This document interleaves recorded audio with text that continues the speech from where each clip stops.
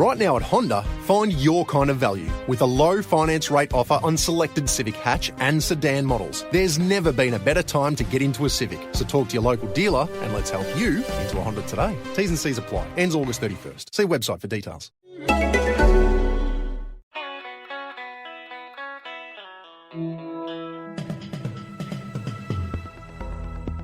You're listening to the Betoota Advocate's weekly news wrap on Desert Rock FM 96.5. Clancy Overall, editor of the Betoota Advocate here. Just quickly, while we've got ya, have a listen on Monday to our chat with iconic cricketer and Mr. Who Dares Wins, Mike Whitney.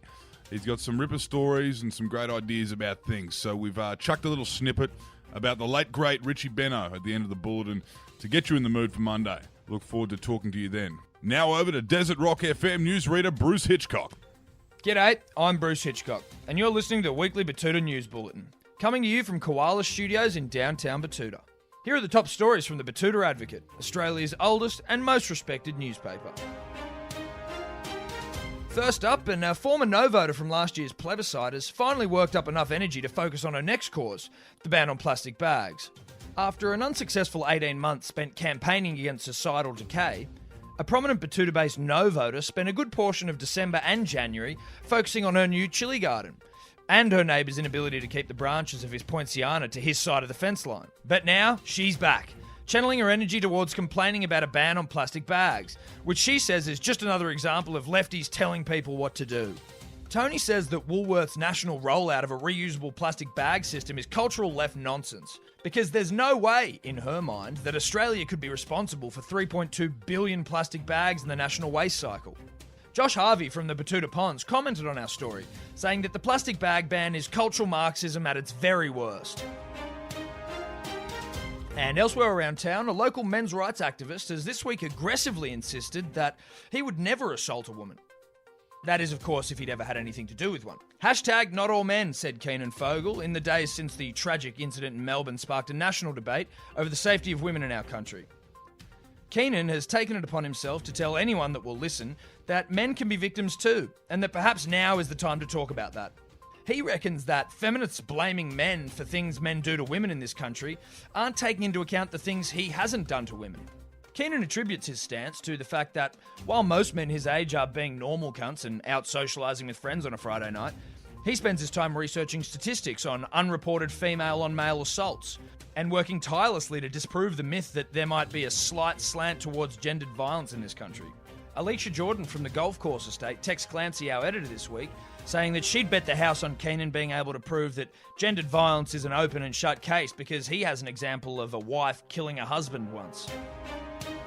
Elsewhere around town, and it's been confirmed that a local man who is absolutely abhorrent at playing pool can't blame it on a lack of chalk. The 28-year-old man named Seb Birmingham is yet to ever admit that he's actually very shit at the popular pub game, seeming to have an excuse every time he shanks it across the table. Throughout his last two dismal losses yesterday, Seb blamed the table for being not level, the cramped space between the table and the pub's wall, as well as the fact that there's no queues long enough for someone of his height, based off some wild conspiracy about queues needing to be exactly as tall as your chin.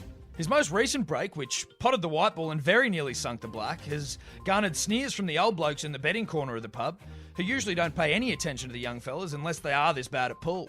At the time of press, Seb was seen scowling at people for being too loud near the bar, as if to say it was distracting him from bringing out his A-game.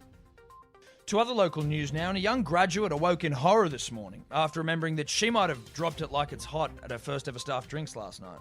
After spending a while building up a professional facade, young Ava Rose confessed to our reporters that it may have all been for nothing. Not one to shy away from a drink when she's out around mates that know exactly what she's like after a few pints of name-brand rosé. The 24-year-old promised herself early on in the piece that she'd try to keep a lid on her out-of-office hours persona in front of her new work colleagues. However, as the white girl holy water began to sully her empty stomach, the plan was out the window, and she told our reporters that things were dropped like they were hot.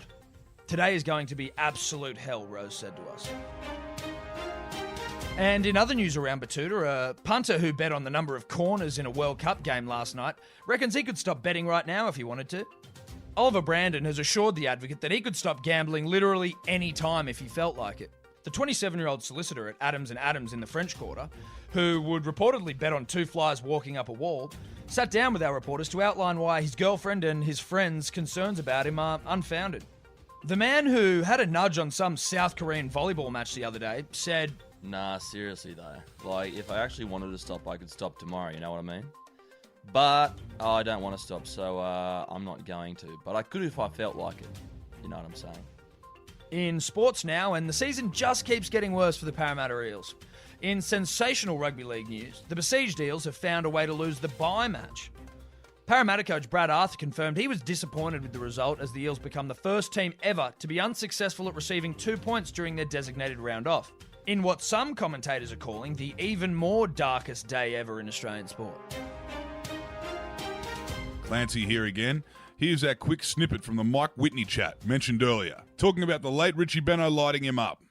And his memory, Richie, he told me something in the nets in 1977 at Coogee, and on the 1991 tour of the West Indies, Yeah. I'd asked him about a couple of things. I said, can I see you down at the pool? And he went, yeah. And even when I went down the pool, this was it. He was still banging it out on the old typewriter. And I went like this. Excuse me, Rich. It's like, don't fucking move. Don't say another word. And then this one. So you walked out, had this half an hour conversation about bowling in the West Indies. And as I was leaving, he made this comment, nice to see you pitching a few more up, Michael. And I looked at him because he'd come down to watch me bowl in the nets as an 18-year-old at Coogee, and I just ran in and bounced the fucking shit out of everybody in the nets trying to impress him. And he called me over with Phil Trester, and this is all he said that day. Would have liked to seen you pitch a few more up. So fast forward to 1991, that's the closing statement. And I looked at him, he went, Coogee Oval, 77. He goes, of course, I remember you bouncing the shit out of all of your fucking teammates at Coogee Oval. And then this was, well, good to see you pitching some more up now. You're in the Australian team, you're bowling pretty well. Me, pissy little Mike fucking Whitney. Yeah. He was amazing. Anyway, that's it for the news wrap this week. Thanks for listening. Don't forget to subscribe to the podcast in order to get your weekly fix of real, unfiltered, and unwavering regional news.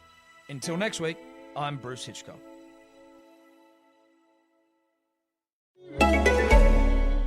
Right now at Honda, find your kind of value with a low finance rate offer on selected Civic hatch and sedan models. There's never been a better time to get into a Civic, so talk to your local dealer and let's help you into a Honda today. T's and C's apply. Ends August 31st. See website for details.